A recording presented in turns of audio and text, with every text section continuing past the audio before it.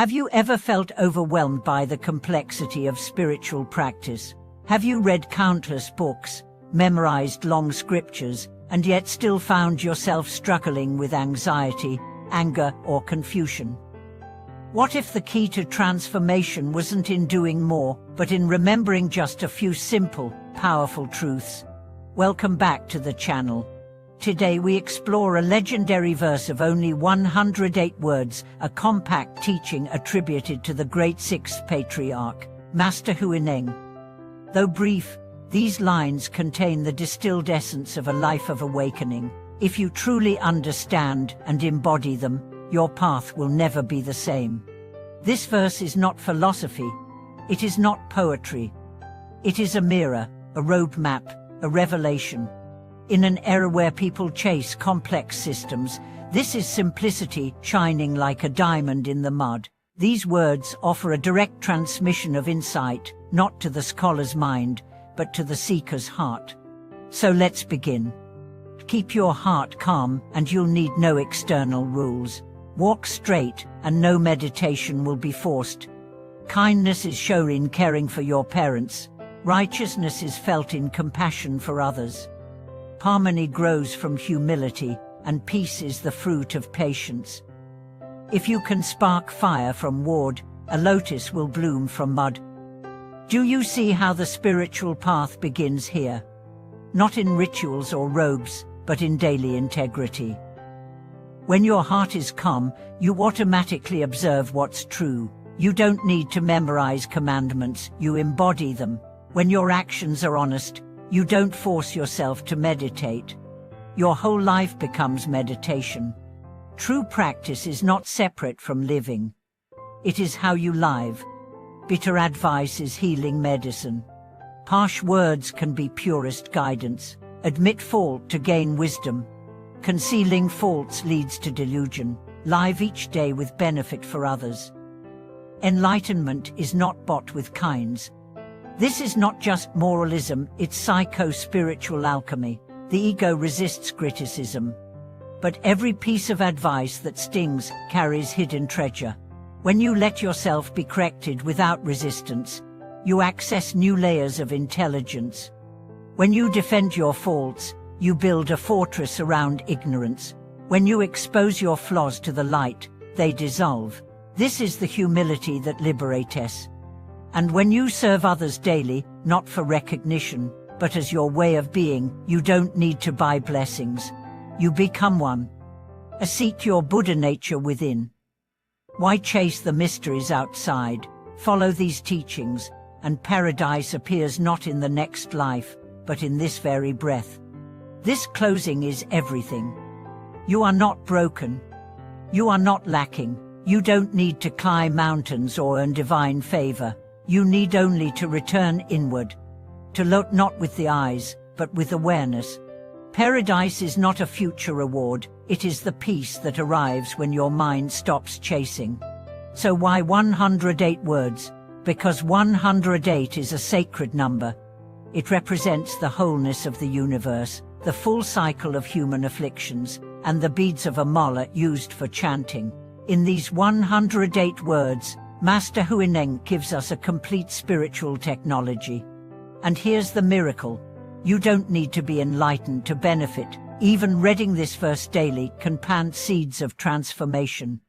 One young woman shared that when her anxiety was at its worst, she printed the verse and placed it on her mirror.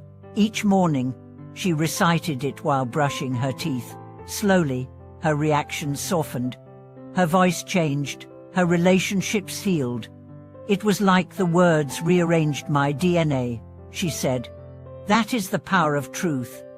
It doesn't need your belief. It only needs your presence. But let's go deeper. Each line of this verse is a door. Keep your heart calm. This isn't just a suggestion, it's a revolution. In a world addicted to stimulation, to reaction, to outrage, calm is an act of power. It's a decision to dwell in the eye of the storm, to return again and again to center. Walk straight. Don't twist your life with manipulation or pretension. Integrity simplifies everything. If you lie, You must remember your lies. If you're honest, truth carries itself. And with truth, meditation arises naturally, not as escape, but as expression. Kindness to parents. This is not a cultural relic, it's a recognition that those who gave us life deserve reverence. Even if their behavior was flawed, our practice is not to reward or punish, it's to purify our heart. Every act of kindness toward them softens the generational pain we carry. Righteousness in compassion. Righteousness is not rigidity, it's compassion guided by principle. It's knowing when to speak, when to act, and when to forgive, not because it's easy, but because it's right. Humility and harmony. Humility is not self-deprecation, it's spaciousness. When you don't need to dominate, you become receptive. And where there's no ego to protect, harmony enters naturally. Peace from patience. Patience is not resignation, it's power held gently.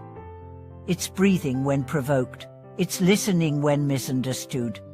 It's trusting timing greater than your own. Spark fire from ward. This is the message of perseverance. If you keep rubbing your mind against truth, the spark of wisdom will ignite. Even in the darkest, coldest place, the light can still be born. Lotus from mud.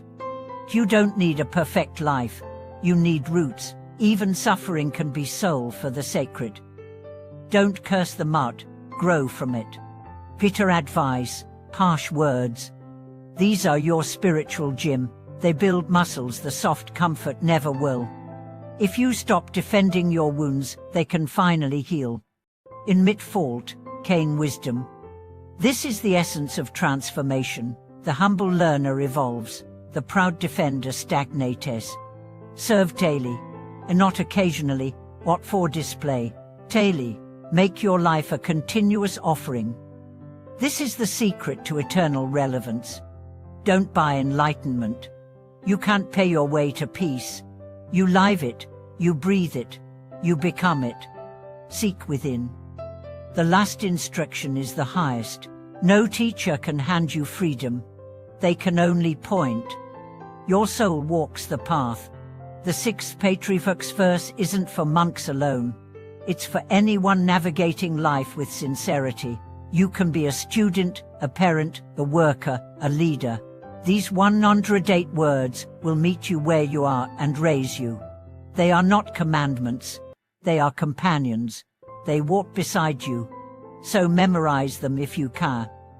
Not for tradition's sake, but because they are medicine. Recite them like mantras. Live them like breath. And most importantly, do not rush. Let each word drop into you like rain. Soak slowly. Let them bloom. Because you don't need more answers. You need deeper questions. You don't need more techniques. You need more stillness. You don't need to chase the Buddha. You need to remember that you are already the field in which the Buddha awakens. Thank you for watching this video. If these 108 words spoke to something deep inside you, share your experience in the comments below. Let us know how these teachings have impacted your life. Subscribe to the channel for more timeless wisdom made alive through modern practice. And if you believe others need to hear this message, like the video and spread the light. The next article will begin now.